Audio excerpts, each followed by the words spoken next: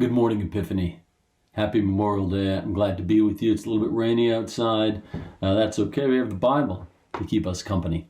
So let's get into it. Last Friday, I asked you to consider who you testify on behalf of. Who's the person that you look at and you say, there is a person doing the will of God? Now, you have to remember, the definition of what it means to do the will of God is very, very broad. So you may consider particular kinds of work to be godly, church work, missionary work, maybe the healing arts of being a physician or working with people that are struggling physically with their body, hospice work. All of those fall into the realm of the healing arts, doing the work of God. But it's broader than that too, right? You can be a factory floor manager. You can be a forest ranger. You can be a child care worker, a teacher. The point is, when we do the work of God, it is to fully manifest who God made us to be. And that can unfold in any number of ways, right? So, but when you see it happening, you know it's happening. And my gift, or my suggestion, of course, is that when you see it, you say, and God will be glorified. Right? You point to it and you say, what is happening there? God will be glorified in that. That's what I preached about yesterday, you may recall. Anyway, today we move on, Gospel of John, chapter 8, verse 21. We're talking about sin in this chapter and how Jesus, and let's remember what sin is. Sin is when we aren't living that authentic life, when we're not living in the world in a way that says, and God can be glorified. When we're doing it for me and not for thy, not for thee. And when we think, and this is the real sin, when we think that the thing that we do comes from our great gifts as opposed to God's great glory. Jesus is talking about that here. Let's read. Verse 21. Again, Jesus said to them, I'm going away, and you will search for me, but you will die in your sin. Where I am going, you cannot come. Then the Jews said, is he going to kill himself? That's super interesting. So Jesus says where he's going, he cannot come. He says, you're going to die in your sins. And their response is he going to kill himself? It's an interesting thing to say. In the Jewish community, like in our community, options of suicide, well, suicide's a complicated topic, but they saw it as something that took them out of relationship with God. Now, we don't quite believe that fundamentally, but we can understand how the willful hand that takes one's own life out of existence might be seen as a sin.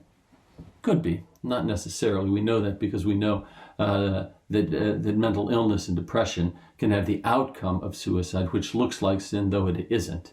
Nonetheless, the Jewish community probably didn't understand that 2,000 years ago as well as we do today. And so they said, is he going to kill himself? Is that what he means by saying, where I'm going, you cannot come? Because it's a place that no one would want to go. They believed that arced you into the confines of hell, and they didn't believe that's where they would be going. And Jesus says to them, you are from below and I'm from above. You are of this world and I'm not of this world. I told you that you would die in your sins, and you will die in your sins, he says, unless you believe that I am he. Now this is sort of the trick, right? Because to believe in Jesus is to give yourself over to your most authentic life, right? And what Jesus does, what God does, is God defies the power of death.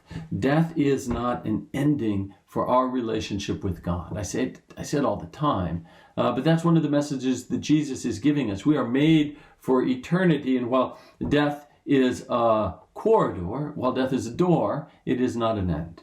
But he says if you live fully to yourself and you don't believe that, then you live towards the end of death and you will die in your sins. I don't know what happens to people who die in their sins. Maybe they go meet God face to face. Maybe they don't. I don't know. But I do know that what Jesus did say is if we follow him, then we know we will live into that eternal place. We know that sin will not have the last word, nor will death. We will arc into eternity.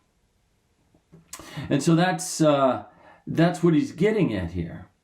Unless you will die in your sin unless you believe in me. And they say to him, who are you? And Jesus says, why do I speak to you at all?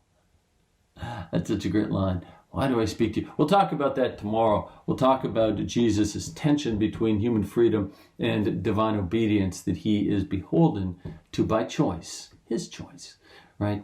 But today I'll leave it with this idea that we are invited to live as followers of Jesus into eternity.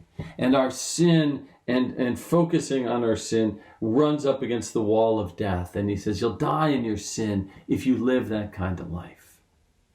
Confuses the Pharisees because they think the life that they're living is really quite a good life. And I think we can think that as well, right? That the life I'm living is a pretty good life, and why would I want to change it or exchange it for anything else? And so my invitation to you to consider today, I suppose, on this Memorial Day, is how can God give you a better life than the one you're currently leading? What would that look like if you were to say, I'm giving my life to God because I believe it will be better than the life I'm currently living? What will that look like? I wonder. Pray on it. I pray for you. I love you. I miss seeing you. Peace upon your soul.